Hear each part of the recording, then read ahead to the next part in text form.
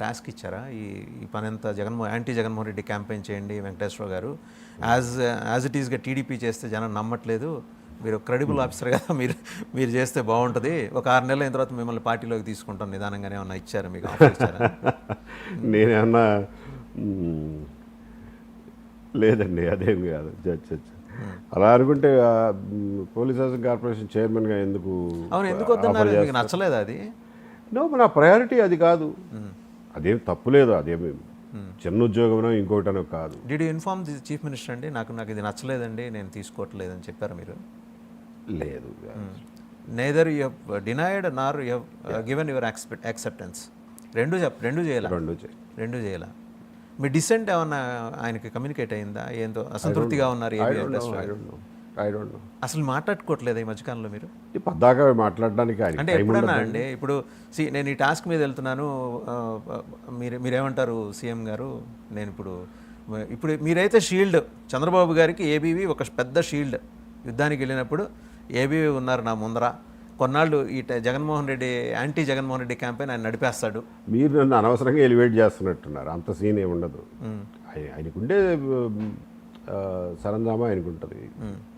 నేనే పెద్ద షీల్డ్ అని. జగన్మోహన్ రెడ్డి హత్యకి మీకు టైమ్ అండ్ అగైన్ మీరు you been trying all methods అని చెప్పేసి మొన్న మధ్య మాజీ విప్ గడికోట శ్రీకాంత్ రెడ్డి గారు ఆయన ఎలిగేషన్ చేశారు.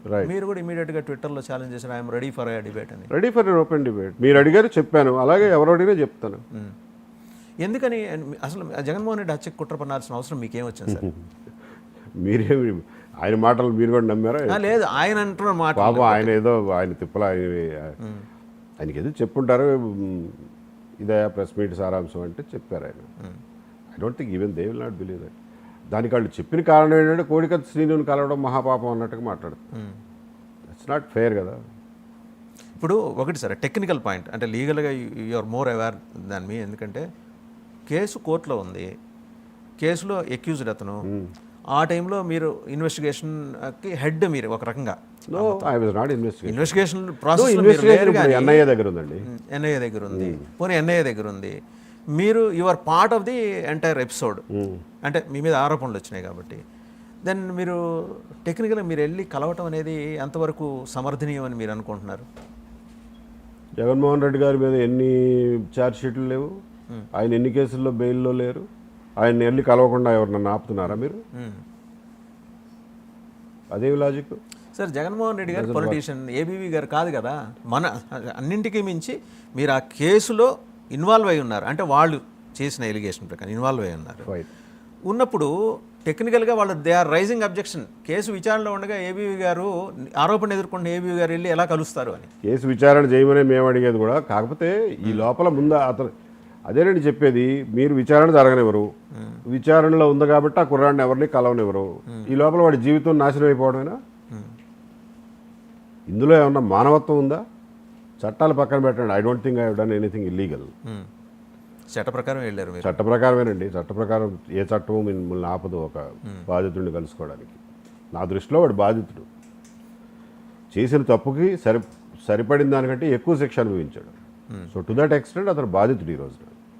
మరి అతను ఎందుకు బయటపడలేకపోతున్నారు? 10 నెలలు అయింది ఈ గవర్నమెంట్ వచ్చి. సో మీరు అనొచ్చు, నేను రిటైర్ అయ్యాను, నాకు సంబంధం లేదు మీరు అనొచ్చు, కానీ ఇప్పుడు బాధితుల తరఫున పోరాటానికి మీరు దిగారు. 10 నెలలు పడుతుందండి ఒక ప్రభుత్వానికి అన్యాయంగా ఇరుక్కున్నాడు ఆ కేసులో బయటపడించడానికి. ఎన్ఐఏ దర్యాప్తులో ఉంది, ఎన్ఐఏకి పిటిషన్ పెట్టచ్చు కదా. టు బి ఫేర్, ఇది ఎన్ఐఏ ఇన్వెస్టిగేట్ చేస్తుంది కాబట్టి స్టేట్ గవర్నమెంట్ డైరెక్ట్ ఇన్వాల్వ్మెంట్ ఉండదు.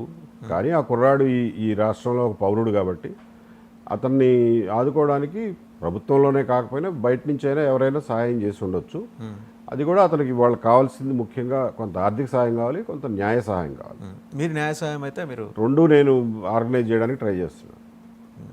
వాళ్ళు అసలు బయటికి రాలేనంత అప్పులు కూరుకుపోయారండి. జగన్మోహన్ రెడ్డి గారి బాధితులు ఆంధ్రప్రదేశ్ రాష్ట్రంలో సరే అంటే మరీ తీవ్రస్థాయిలో బాధితులు కనీసం 1,00,000 మంది ఉంటారు తీవ్రస్థాయిలో. ఇంక మిగిలిన పథకాల స్థాయిలో మాట్లాడితే చాలామంది ఉంటారు. వీళ్ళందరికీ కూడా do you extend your support అండి? I extend my moral support to them and my heart goes out for them.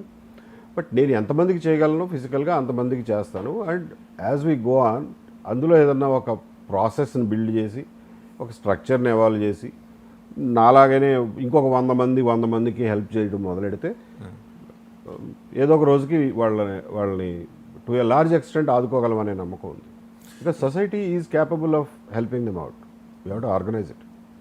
Right. ఇంకా రాజకీయాల్లోకి వద్దాం. సరే, ఎలాగో యూ హ్యావ్ టేకెన్ డెసిషన్. మీరు గడిచిన 6-7 నెలల కాలంలో నాగపూర్